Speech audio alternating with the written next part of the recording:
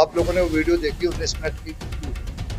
जिस दिन मेरे बच्चे की मौत हुई 16 को, उसके बाद 16 की रात में हमें उसकी एक 3 मिनट की वीडियो मिली। वो देखी आपने?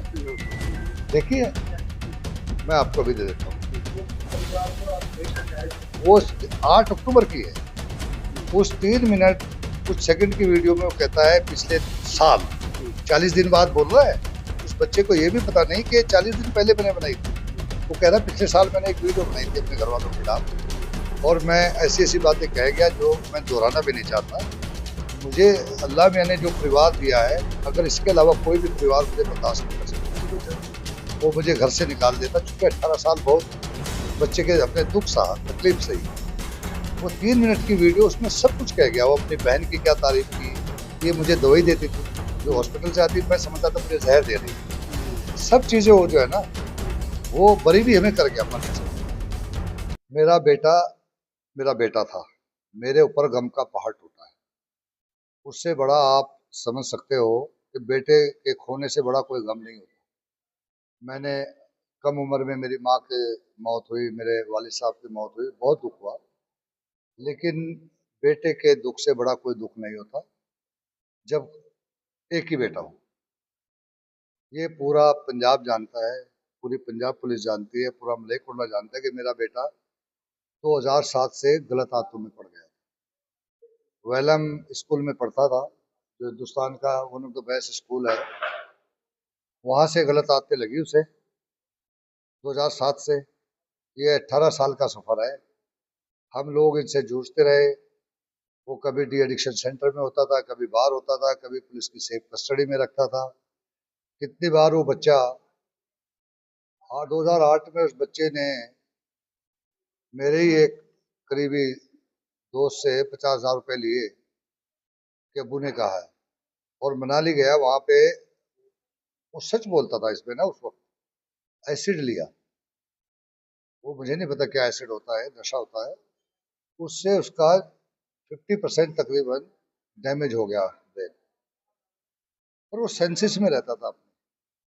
उसके बाद इन एंड आउट चलता रहा, बहुत सारे हादसे हुए, एक्सीडेंट हुए। असर रसूख मेरा होता था, मैं निकालता था, मेरा बच्चा था। 2 बार कम से कम पंचकुला थाने में ऐसा हुआ, ऑफिशियली मैंने कंप्लेंट दे के। पुलिस कमिश्नर, यही पुलिस कमिश्नर जो आज मौजूद है, कविराज, इसके पहले टेनोर में 2024 अप्रैल एक हमारे घर ऐसा, मेरे बच्चे ने नशे की हालत में ऐसी हरकत की कि मेरी बहू की जान जाते जाते बची। वो सारी, फिर मैंने सुबह 7 बजे उठ के जब मैंने देखा कि ये हो रहा है, मैंने फौरन पुलिस कमिश्नर से बात की। उन्होंने अपना फौरन एसएचओ भेजा, मैंने उनके हवाले किया इसे।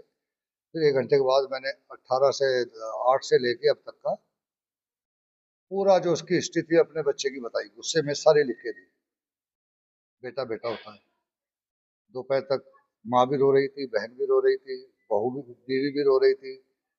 फिर शाम को 4 बजे तक बाप का भी दिल पिघल गया। रात को उसको फिर ले आए घर, वो दरखास्त भी वापस ले। एक ऐसे ही पहले हुआ था 2010 में शायद, लेडी इंस्पेक्टर थी एसएचओ। ऐसी हरकत इसने तब की, वायलेंट हो जाता था जब लेता था ना, मेडिकल नशा जब लेता था तो वायलेंट हो जाता था। तो ऐसे ही उसने वायलेंस की। वो लेडी इंस्पेक्टर आई अपनी टीम लेके, उसको लेके गई। फिर वही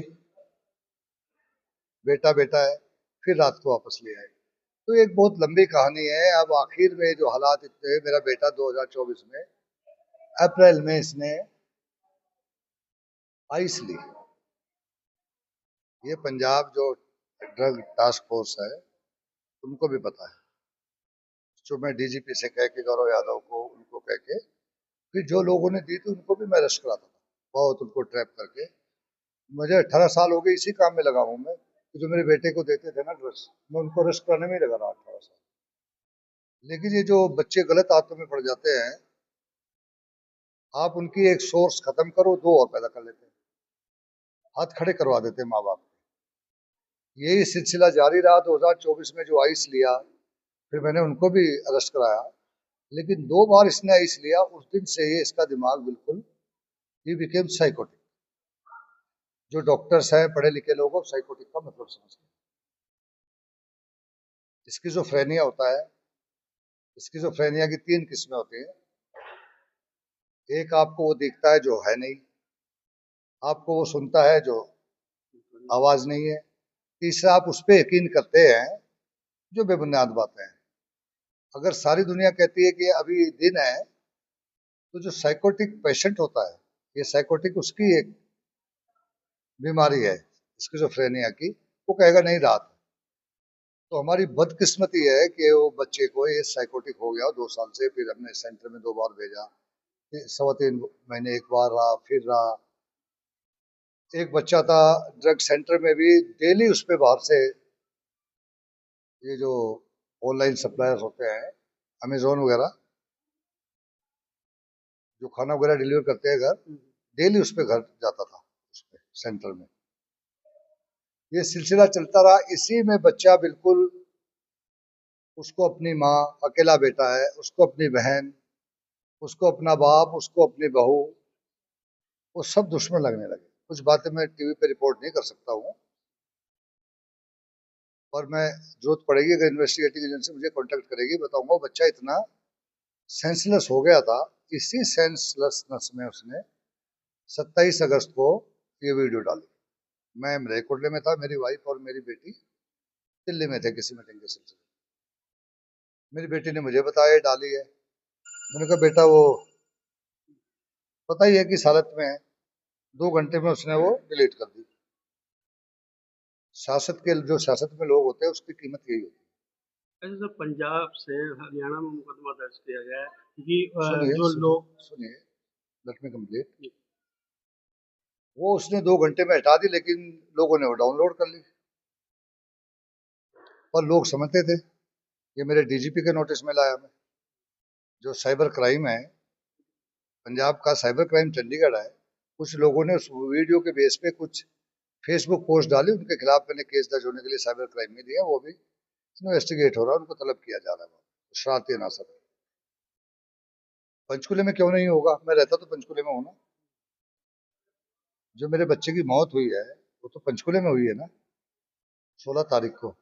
तो पंचकुला पुलिस का जुरिडिक्शन बनता है। जब ये हुआ हादसा, शाम को 8:30 बजे हमने खाना खा रहे थे, मैं और मेरी वाइफ, मेरी बेटी, मेरी डॉटर लॉ के साथ बैठी हुई थी बच्चों के साथ। तो मैं और मेरी वाइफ बात कर रहे थे कि देखो हमारी ममता अब ये होगी, हमने इस बच्चे की अब जान बचानी है। अब ये इंजेक्शन लगाने लगा है ब्यूपिनॉर्फिन। मैंने पूछा जो डॉक्टर है ये क्या, कि बहुत खतरनाक हो सकती है, इससे चौक हो जाता है सिस्टम, सफोकेशन हो जाता है। तो 8:30 का टाइम था तकरीबन। मैंने अपनी वाइफ के सामने, हमारे पीए हैं मलेरकोटले में दरबार से, उनको फोन किया कि आप सुबह 6 बजे चीमा में डी एडिक्शन सेंटर है, आप एक घुग्गी को लेके, हमारा वहाँ पे सपोर्टर लेके वहाँ पे जाके देखो क्या इंतजाम है। मैंने सुना सबसे अच्छा डी एडिक्शन सेंटर है। उनसे बात करके उन्हें पूछो उनकी फीस जितनी है मैं डबल फीस दूंगा, लेकिन मेरे बच्चे को खाना पीना बाहर से ज्यादा। ये सारी बात हुई। मेरी बेटी आई, हमने उसको बताया, हमने फैसला कर लिया है क्योंकि बच्चा ओवरडोज में ना हो जाए। इसके बाद हमने देखा, आज वो ये उसका डेली रूटीन था 18 साल से। उसको मैंने कितने वकीलों के साथ रखा। पहले एक अभी एडिशनल एडवोकेट जनरल है, एडवोकेट राहुल रामपाल, उनके साथ रखा।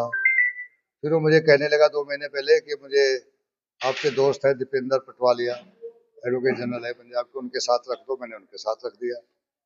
इसने वहाँ 3-4 दिन लगाए, वहाँ से आ गया। फिर एक लड़का और है हरियाणा का, मेरा भतीजा जज है, उनका क्लासमेट है। मेरा भतीजा यहीं आया हुआ, इलाहाबाद में जिले में जज है।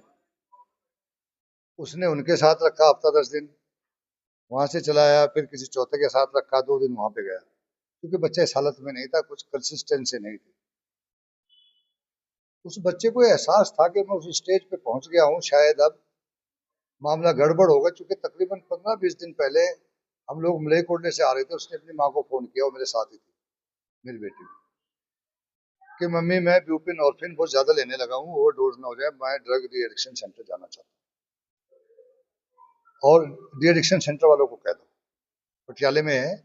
मैंने 2 मिनट में उनको फोन किया, व्हाट्सएप कॉल की। उन्होंने कहा जी हमें भी फोन आया, वो बच्चा कह रहा। मैंने कहा आए तो फौरन दाखिल कर दो।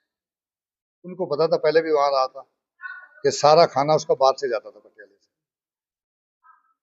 तो बाद में पता लगा वो वहां गया और वहां से आ गया रात को। ये 20 दिन पहले की बात है।